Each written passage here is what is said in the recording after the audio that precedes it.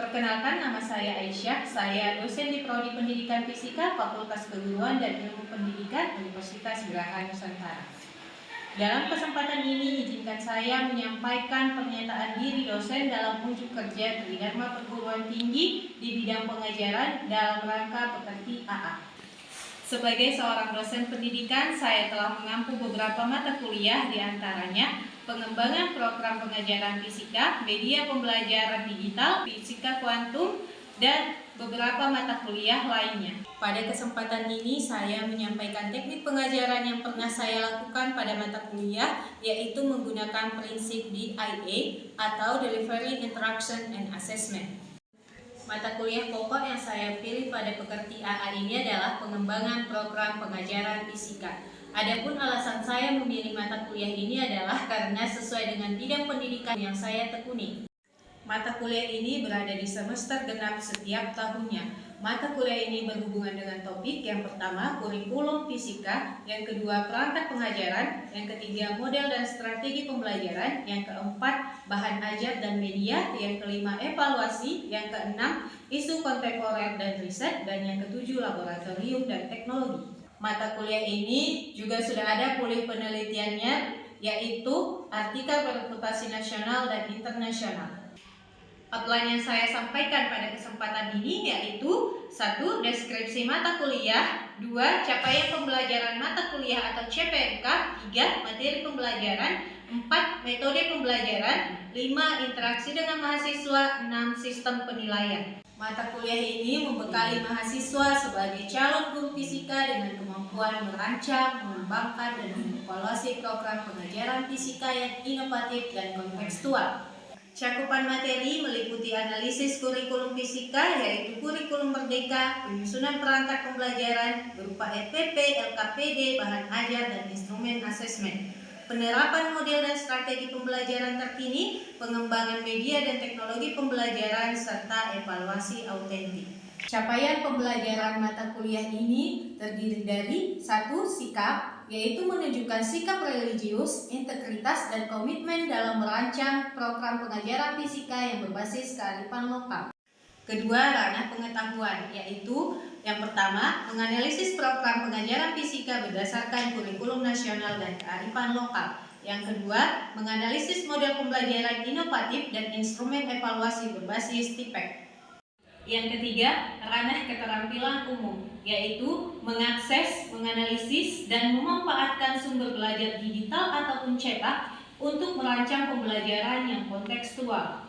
Ranah keterampilan khusus, yaitu yang pertama, merancang, mengembangkan, dan menguji perangkat pembelajaran inovatif yang berbasis kebutuhan pengguna. Kedua, menciptakan perangkat pembelajaran fisika yang mengintegrasikan kurikulum merdeka, saintifik, iptek, dan lingkungan lokal. Ketiga, mengembangkan instrumen HOTS, melaksanakan moderasi, menganalisis hasil, dan menyusun laporan evaluasi. Terdapat 14 materi pokok yang sesuai dengan deskripsi mata kuliah dan CPMK.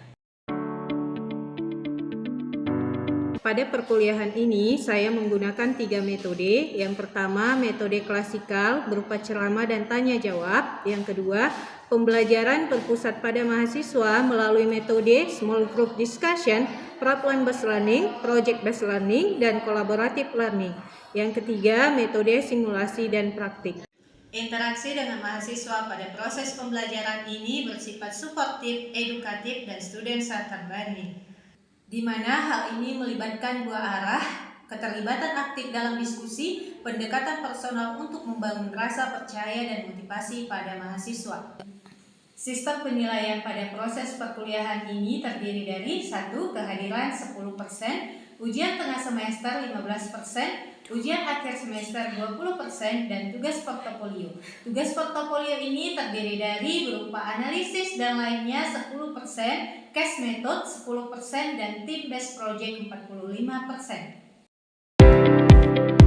Assalamualaikum warahmatullahi wabarakatuh. Selamat siang. Waalaikumsalam warahmatullahi wabarakatuh. Siang, Bu. Apa kabarnya? Baik, Bu. Masih semangat? Masih, Bu. Alhamdulillah. Baiklah, sebelum kita memulai pelajaran, ada baiknya kalau kita berdoa terlebih dahulu. Berdoa sesuai dengan kepercayaan dan agama kita masing-masing. Berdoa dulu. Berdoa selesai. Baiklah, Ibu mengabsen dulu kalian satu persatu. Adi Razita, Desmawati, ada Bu Effendi. Ada Bu. Baiklah, kita akan memulai pembelajaran kita, di mana tema pembelajaran kita adalah menganalisis program pengajaran fisika terintegrasi kearifan lokal. Nah, tujuan dari pembelajaran kita ini adalah yaitu mengkritisi kelebihan dan kekurangan dari RPP Ethnoscience secara umum, kemudian efektivitas video tentang Godam 9, kemudian mengevaluasi Godam 9 untuk konsep bunyi, baik itu dari efektivitasnya, kelemahannya, dan potensi perbaikannya nantinya dalam pembelajaran fisika. Kemudian tujuan berikutnya adalah menyusun makalah atau paper yang membandingkan dan merekomendasikan RPP yang terintegrasi lokal. Pada pertemuan hari ini kita akan menggunakan model pembelajaran problem based learning dengan metode studi kasus. Artinya kalian akan diberikan RPP yang terintegrasi kearifan lokal berupa Godam 9 yang nantinya kalian akan menganalisis, membandingkan dan memberikan rekomendasi pada RPP tersebut. Nah, nanti setelah kalian berikan rekomendasinya melalui diskusi, kemudian kalian akan presentasikan ke depan. Dan tugas kalian di depannya tentunya ada berupa kalian membuat makalah ataupun paper rekomendasi terhadap RPP yang terintegrasi kearifan lokal. Dan tentunya nilai bobot penilaiannya adalah 10% dari tugas akhir. Dan kriteria untuk paper kalian ini tentunya yang tertera di depan ini dan akan dikirimkan nanti ke grup WhatsApp kita. Ada yang mau ditanyakan? Ya, apakah papernya dikerjakan individu atau papernya itu dikerjakan secara individu, tapi kalian boleh berdiskusi dengan temannya. Supaya apa kalian mengerjakannya harus secara individu? Supaya melatih kalian untuk menganalisis, membandingkan, dan memberikan saran terhadap RPP itu. Baiklah, sebelum Ibu memberikan sebuah kasus kepada kalian, Ibu mau mengingatkan dulu tentang pembelajaran kita minggu sebelumnya, yaitu mengenai nilai-nilai kearifan lokal Tabaksel yang berhubungan dengan fisika. Ayo, siapa yang masih ingat tentang contoh nilai-nilai kearifan lokal yang berhubungan dengan fisika? Ya, silakan ini. kalian contoh menggunakan konsep mekanika dan dinamika? Iya, di mana dokter itu menggunakan konsep dinamika dan kinematika pada gerak rotor. Oke, contoh-contoh yang sudah kalian sampaikan tadi sudah sangat benar ya. Dan minggu lalu juga setelah memberikan contoh-contoh itu, tentunya kita telah memberikan relevansi mengenai kearifan lokal ini terhadap kehidupan kita sehari-hari dan di fisika. Nah, sebelum masuk ke pembelajaran berikutnya, itu juga mau bertanya, pernahkah kalian melihat RPP yang menggunakan konsep kearifan lokal? Meski baik itu di internet ataupun pernah kalian lihat langsung? Ya, silakan ya. Saya pernah lihat di internet seperti aku dulu, tapi kalau secara langsung pernah lihat itu. Ya, oke, kata si Maya dia pernah melihat langsung, tapi kalau di upload, cuma kalau untuk menggunakan Godam 9 tuh saya belum pernah lihat. Oke. Waktu dari SMA Bu, salah satu guru fisika saya ingin membuat RPP mengenai Godam 9 Bu, tapi terkendala alatnya Bu, nggak ada gunanya gitu Bu. Oke, dari pengalaman si Yogi ini yang didapatkan dari sekolah, ini sangat berhubungan dengan nanti yang mau kita analisis dalam pembelajaran ini, di mana kita akan mengkaji kasus seorang guru yang sudah berusaha untuk RPP terintegrasi kearifan lokal berupa Godam 9 tanpa menggunakan alat asli. Artinya di sekolah itu sama seperti kasus Yogi, di sekolah itu tidak ada Godam 9. Nah, di sini nanti kalian akan mengkritisi, kemudian merekomendasikan perbaikan untuk RPP tersebut. Jadi, Ibu akan memberikan 2 RTP sama kalian. Satu RTP konvensional yang berisi metodenya menggunakan ceramah, kemudian demonstrasi alat berupa gambar. Dan yang kedua itu RTP yang terintegrasi kearifan lokal berupa program sambilan yang berisi nanti mengintegrasikan video, kemudian pengalaman dari lingkungan ataupun pengalaman adat dan simulasi menggunakan ember plastik. Ibu akan membagikan RTP-nya kepada kalian masing-masing per kelompok. Sekarang bentuk dulu kelompoknya. Oke, Ibu akan membagikan RTP-nya kepada kalian.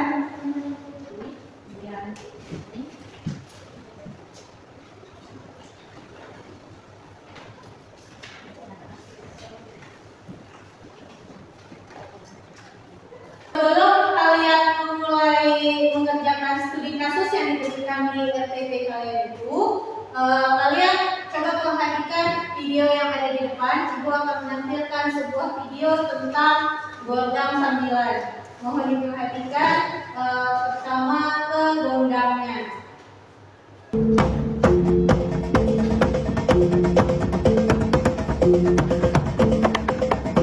Oke, setelah melihat tampilan video yang di depan, apa yang kalian amati tadi? Oke, silakan ini. Ukuran gondangnya beda-beda. Ya, ukuran gondangnya beda-beda Bu. Di mana gondang 9 itu ada yang besar sampai yang paling kecil. Oke, good. Ada lagi? Ya, dia. Yang besar bunyinya lebih rendah dan bergemuruh, Bu. Yang besar Bu, bunyinya lebih rendah Bu, lebih bergemuruh Bu. Ada lagi yang lain? Sudah? Oh ya, Peggy? Ada yang dipukul di tengah, ada di tepi, suaranya beda. Oh ya, ada yang dipukul di tengah Bu, ada yang dipukul di pinggirnya Bu. Tapi Bu, suaranya beda. Oke, boleh. Nah, setelah kalian tadi mengamati dan memberikan pendapat kalian, nah sekarang coba bayangkan jika ada seorang guru yang ingin membuat RTP dengan mengintegrasikan kearifan lokal menggunakan apa tadi berbasis gondang sambilan. Tapi di sekolah itu tidak ada gondang sambilan. Dia hanya mengandalkan seperti ini, hanya mengandalkan video dari YouTube ataupun dari sumber lainnya. Kemudian dia mengandalkan pengalaman adat, baik itu wawancara dengan orang tua siswa ataupun lingkungannya mengerti dengan gondang sambilan. Masuklah kita ke studi kasusnya. Nah, inilah dia kasusnya. Akan Ibu tunjukkan ke kalian kasusnya. Bagikan ke depan, inilah kasusnya. Kasus pembelajarannya, seorang guru di SMA Negeri 1 pada Sidimpuan mengajar materi bunyi dengan gondang sambilan tanpa alat asli. Di mana penerapan gondang sambilan fisika itu adalah pada gelombang bunyi. Nah, media yang digunakannya adalah berupa video YouTube, wawancara orang tua, simulasi ember plastik, dan kaleng susu. Hasilnya, siswa antusias tapi bingung kenapa bunyi ember berbeda dari gondang. Beda nggak kalau kalian bikin-bikin? Beda. Oke, jadi pertanyaan diskusinya, apakah RTP yang terintegrasi dengan kearifan lokal ini efektif? Kemudian apa kelebihannya dan kelemahannya dari RTP yang biasa? Kemudian bagaimana rekomendasi perbaikannya jika ada kekurangan yang kalian temukan? Jadi nanti di studi kasus kalian ini kalian wajib menemukan kelebihan dan kekurangan minimal 3 dari masing-masing RTP, baik itu yang konvensional maupun yang terintegrasi kearifan lokal. Kemudian membandingkan efektivitas antara kedua RTP ini terhadap konsep bunyi. Kemudian berikutnya itu kalian menuliskan hasilnya di lembar kerja kalian. Nanti lembar kerjanya sudah ada di belakang RTP. Udah ketemu kelebihan kekurangannya? Kelompok 1 RPPA kelebihannya alat berskala mudah didapat, prosedur jelas, dan bisa mengukur frekuensi pakai rumus. Gitu ya. Tadi kekurangannya tidak kontekstual, siswa bosan dan tidak ada kaitan dengan budaya kakak. Oke, berarti sudah dapat ya salah satu kelebihan dan kekurangannya. Kalau begitu jangan lupa dicatat di lembar kerjanya ya. Berikutnya kelompok 2 2 yang mana kelompok 2 ini ya? Itu, oke. Kelompok 2. Coba ibu lihat dulu hasil kalian.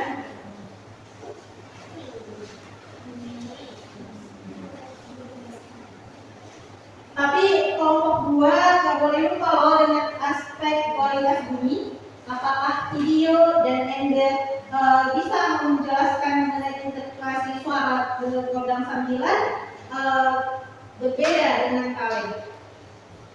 Oh, dulu karena timbre tergantung bentuk dan bahan menggunakannya. Jadi FPTB perlu tambahan penjelasan dan eksperimen pengganti.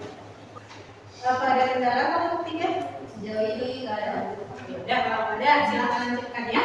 Siap dulu. Kami dari kelompok 1 ingin mempresentasikan hasil analisis RPP kami. Kelebihan RPPA, alat standar lab mudah diulang mengajarkan konsep kuantitatif. Kekurangan RPPA, abstrak, tidak relevan dengan budaya tabaksel, siswa pasif. Kelebihan RPPB, meningkatkan minat dan kebanggaan lokal, siswa aktif, hubungan ukuran frekuensi terlihat jelas dari video. Kekurangan RPPB, tidak ada alat asli, resonansi tidak bisa didemokan, wawancara adat bias, simulasi ember, diskonsepsi, timbre. Kesimpulan RPPB, lebih bermakna secara budaya tapi lemah secara sains eksperimental. Terima kasih, sekian presentasi dari kami. Kurang dan lebihnya kami mohon maaf. Oke, kasih aplaus dulu sama kelompok. Baiklah, kelompok 1 sudah bagus ya mempresentasikan hasil analisis mereka. Di mana kesimpulan mereka adalah bahwa LPPB lebih bermakna secara kearifan lokal, tapi dia lemah di sains karena salah satu kekurangan dari RCT yang D yang terintegrasi kearifan lokal adalah tidak adanya alat laboratorium yang ditetapkan sesuai dengan standar. Ya, oke. Silakan dulu kelompok 1. Kemudian yang berikutnya adalah kelompok 2. Saya harap nanti ketika kalian presentasi tidak perlu lagi mengulangi apa yang sudah disampaikan oleh kelompok 1. Oke, silakan. Kami dari kelompok 2 ingin membacakan hasil diskusi kami.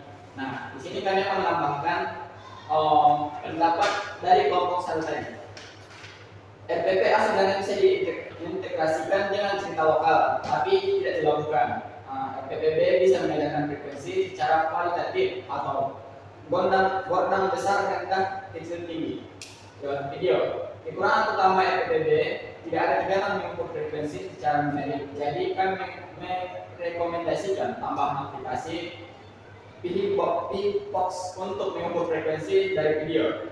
Untuk resonansi, guru bisa menggunakan garis putal dan tarung garis standar, lalu analogikan dengan resonansi pada lomba.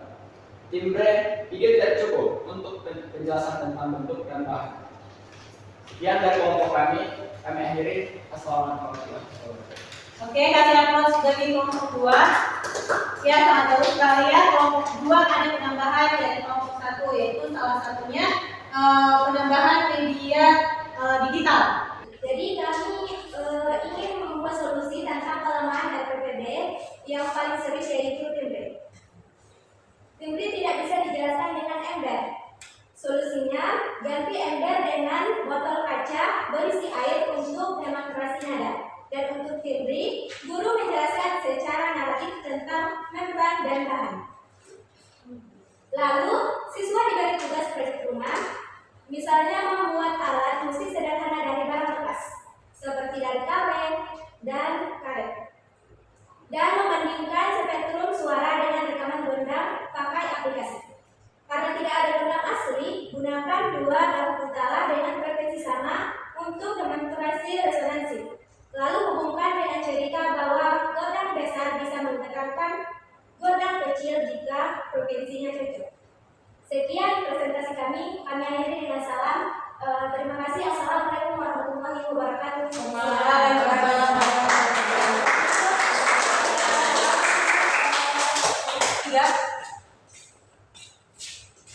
Oke, presentasi kelompok 3 sudah bagus juga, yaitu fokus pada solusi, di mana mungkin saya tidak kurang efisien kalau menggunakan ember tadi ya. Nah, solusinya mereka menggantikan dengan botol kaca. Nah, adakah yang mau disampaikan atau mau ditanyakan dari kelompok lain? Ya, silakan Ustaz. Kelompok 3, bukankah membuat alat musik dari karet bekas butuh waktu lama? Apakah efisien untuk 2 jam pelajaran? Ya, pertanyaan yang sangat bagus, bisa ditanggapi kelompok 3? Bisa Bu. Ya, oke, silakan Fendi.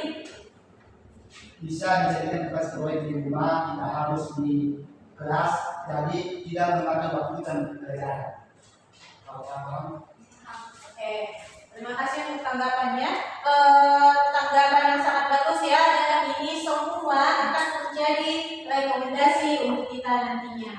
Kita masuk ke tahapan pengembangan rekomendasi, di mana pada tahapan ini kita akan merumuskan secara bersama-sama mengenai rekomendasi perbaikan pada RPP A, yaitu pada RPP yang konvensional. Ingat ya, tujuan kita di sini bukan untuk menghilangkan RPP A, tapi untuk memperbaikinya dengan mengintegrasikan ke aneka lokal ke dalamnya. Baiklah, Ibu akan membantunya. Ibu ada pertanyaan, apa satu hal yang paling baik untuk kita adopsi ke RPP A dari si RPPD? Ada yang mau ngasih tanggapan? Ya, kita Adopsi video gambar 9 sebagai pengantar persepsi di RPPA itu mudah dan tidak butuh alat. Baiklah, jawaban yang sangat bagus ya, bahwa kita Bu bisa mengadopsi video program 9 yang ada di RPPB dan RPPA, jadi tidak butuh alat Bu. Oke, jawaban yang sangat bagus. Kalau tanya juga, bagaimana cara mengatasi ketiadaan alat program 9? Ada yang mau ngasih tanggapan? Itu ya, silakan Doni. Ganti simulasi ember dengan botol air, guna dan biar kimia dan mudah. Oke, kalau menurut si Noni, Bu, kita bisa mengganti simulasi ember dengan botol kaca supaya biar lebih ilmiah Bu untuk nada, sesuai dengan tanggapan dulu kelompok 3 juga tadi ya kan? Oke, baik, tanggapan yang sangat bagus, terima kasih. Ya, ini Tanggapan tugas wawancara sebagai pengayaan itu bisa juga wajib kalian tidak punya pengalaman. Bisa diganti dengan tugas mencari artikel tentang undang 9. Oke, menurut Ibu ini rekomendasi yang sangat luar biasa ya. Nah, sekarang Ibu akan menuliskan mengenai rekomendasi yang sudah kalian sampaikan tadi ya, supaya nanti bisa juga Ibu kirimkan ke kalian mengenai rekomendasi yang sudah kalian sampaikan dan bisa menjadi bahan untuk kalian nantinya mengerjakan paper. Selain rekomendasi yang 4 ini yang sudah diketikkan ini, adakah yang mau ditambahkan lagi rekomendasinya? Ya, silakan ya. Bu, menurut saya sebaiknya RPPA juga mencantumkan nilai budaya dalam tujuan pembelajaran, misalnya menghargai wilayah leluhur melalui analisis fisika. Oke, sangat bagus sekali ya. Jadi sebaiknya RPPA juga harus mencantumkan nilai-nilai budaya dalam juga pembelajarannya, bukan hanya memasukkan karakter lokalnya berupa undang 9 itu. Oke, tanggapannya sangat bagus ya. Itu namanya integrasi nilai tanpa mengubah struktur ilmiah. Jadi rekomendasi kita menurut Ibu sudah lengkap. Ada lagi yang mau menambahkan? Oke, karena sudah tidak ada lagi yang mau menambahkan, Ibu rasa cukup sampai di situ saja rekomendasinya ya. Nah, sesuai yang Ibu janjikan tadi, kan ada tugas kalian di rumah yang akan Ibu kumpulin depan berupa paper atau makalah mengenai rekomendasi perbaikan RPP pada RPP yang tadi. Kemudian yang harus ada nantinya di tugas kalian adalah yaitu pendahuluan berupa latar belakang pentingnya integrasi kearifan lokal dalam RPP fisika. Yang pertama, kemudian halaman keduanya itu mengenai analisis kasus. Jelaskanlah kelebihan dan kekurangan pada RPP A dan RPP B berdasarkan diskusi kita yang tadi. Kemudian untuk halaman ketiganya itu perbandingan. Kalian bisa saja membuatkan tabel perbandingan antara RPP A dengan RPP yang B, antara RPP konvensional dengan kearifan lokal. Kemudian yang ketiga itu mengenai video gondang sambilan.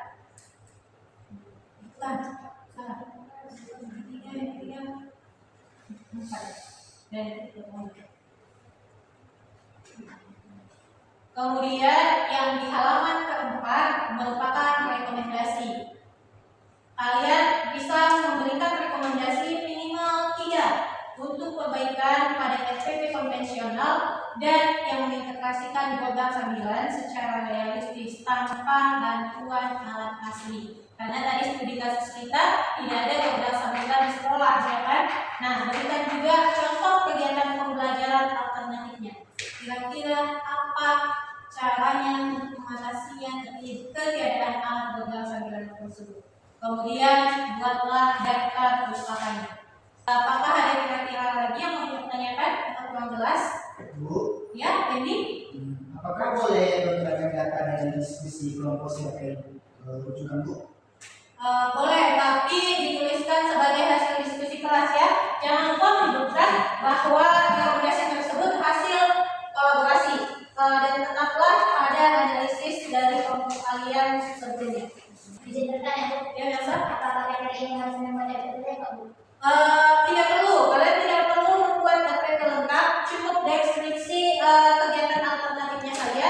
Bisa kalian buat dalam bentuk poin-poin ataupun secara naratif. Yang penting rekomendasi kalian itu ada implikasinya. Ada yang lagi yang mau ditanyakan? Berarti sudah cukup paham ya? Baiklah, selain dari tugas kalian di rumah tadi, saya juga berharap kalian juga mempelajari ataupun membaca dari berbagai sumber, baik dari buku, dari jurnal, ataupun sumber lainnya mengenai LPP yang terintegrasi dengan kearifan lokal. Sebagai penutup dari pembelajaran kita ini, Ibu ingin memberikan penguatan kepada kalian bahwa untuk mengintegrasikan kearifan lokal dalam pembelajaran dan ke dalam FPP sebenarnya tidak perlu atau tidak membutuhkan alat dan bahan asli ataupun yang sangat mahal. Kita bisa mengintegrasikan seperti video pembelajaran gondang sambilan tadi ataupun menggunakan aplikasi di smartphone. Itu bisa menjadi jembatan untuk proses pembelajaran yang menggunakan kearifan lokal. Kemudian, kritik pada FPP seharusnya bersifat membangun, tidak yang bersifat menyalahkan karena keterbatasan. Sebagai dosen, saya ingin memberikan suatu quotes ataupun pesan kepada kalian sebagai calon guru. Bisa kalian lihat ke depan. Nah, sebagai calon guru fisika di daerah Tabaksel khususnya, karena kita berdomisili di daerah Tabaksel, kalian adalah agen perubahan yang menghubungkan sains dengan akar budaya. Jadi jangan mau kalian nanti integrasi budaya kalian nanti di pembelajaran kalian. Mulai dari pembelajaran kalian? Iya. Baiklah. Ibu rasa cukup sekian pembelajaran